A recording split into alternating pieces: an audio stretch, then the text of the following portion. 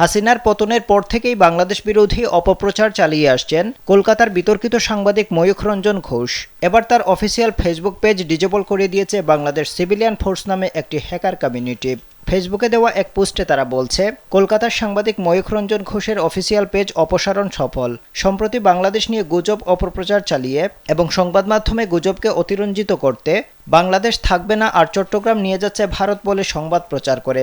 ওই পোস্টে তারা আরও বলেন, অমানবিক উদ্দেশ্য প্রণোদিত ও উস্কানিমূলক বক্তব্য দিয়ে ভাইরাল হওয়া ময়ূখ রঞ্জন ঘোষের অফিসিয়াল পেজ ডিজেবল করা হয়েছে। ময়ূখ রঞ্জন ঘোষ ভারতের সংবাদ মাধ্যম রিপাবলিকান বাংলার সিনিয়র এডিটর এবং হেড অব ইনপুট হিসেবে কর্মরত।